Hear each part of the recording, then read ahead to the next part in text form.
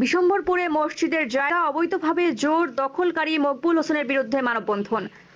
সুনামগঞ্জের বিশম্বরপুর উপজেলার ধনপুর বাজার কেন্দ্রীয় জামে মসজিদের ভূমি জোরপূর্বক দখলের প্রতিবাদে এলাকাবাসীর উদ্যোগে মানববন্ধন অনুষ্ঠিত হয়েছে। মঙ্গলবার 31 ডিসেম্বর 5 জোহর স্থানীয় ধনপুর বাজারে উক্ত মানববন্ধন অনুষ্ঠিত হয়।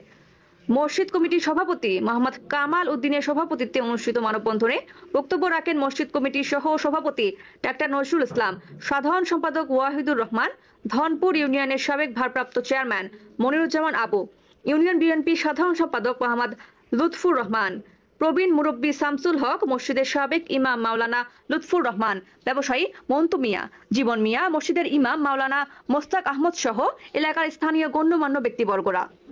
মানববন্ধনে বক্তারা বলেন, উপজেলার ছাত্তারকোনা মৌজা 755 খতিয়ানের 5464 দলিলে ভূমি 1965 সাল থেকে দলিল মোতাবেক ধনপুর বাজার কেন্দ্রীয় জামে মসজিদের ভোগ দখলে গত 2 বছর আগে মসজিদ কমিটির বাধা বিপত্তিকে উপেক্ষা করে স্থানীয় সুরেশনগর গ্রামের মৃত আবুল হোসেনের 3 পুত্র যথাক্রমে মকবুল হোসেন, মজিবুর রহমান, আবুল কাশিম ও মকবুল হোসেনের পুত্র জাকির হোসেন এবং ধনপুর গ্রামের মৃত আবুল হোসেনের পুত্র হাবিবুর রহমান ও হাবিবুর রহমানের পুত্র অলিউর রহমান হৃদয় সহ 8-10 জন লোক মসজিদের প্রায় 1.25 শতক জায়গা জোরপূর্বক দখলে নিয়ে একটি টিনশিট বিল্ডিং স্থাপন করেছে। মসজিদের জায়গা জবরদখলের পাশাপাশি এই চক্রটি মসজিদের নির্ধারিত জায়গায় মসজিদের বিল্ডিং ঘর নির্মাণের কাজের প্রতিবন্ধকতা দিয়ে যাচ্ছে।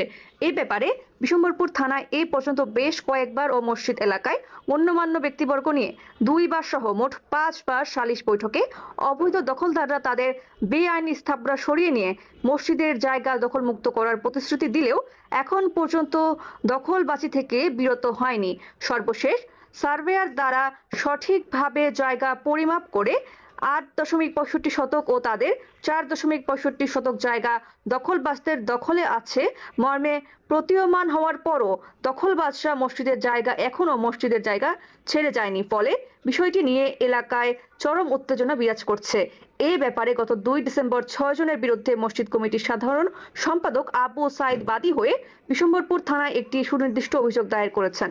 দায়েরকৃত অভিযোগটি পুলিশের কাছে তদন্তাধীন থাকার পরও এখন পর্যন্ত এই ব্যাপারে কোনো পদক্ষেপ গ্রহণ করা হয়নি। তারা মসজিদের জায়গা সংরক্ষণে এগিয়ে আসার জন্য প্রশাসনের কঠোর হস্তক্ষেপ কামনা করেন। বিশম্বরপুর থানার ওসি মোহাম্মদ মোখলেসুর রহমান বলেন, আমি বিরোধী দুপক্ষকে নিয়ে থানায় সালিশে বসে বিষয়টি সমঝোতার চেষ্টা করেছি। মসজিদের কাগজপত্র সঠিক আছে। দখলবাজরা বারবার বিচার মেনেও তালগাছ তাদের নীতির ভিত্তিতে বেআইনিভাবে মসজিদের কাজে প্রতিবন্ধকতা অব্যাহত রেখেছে।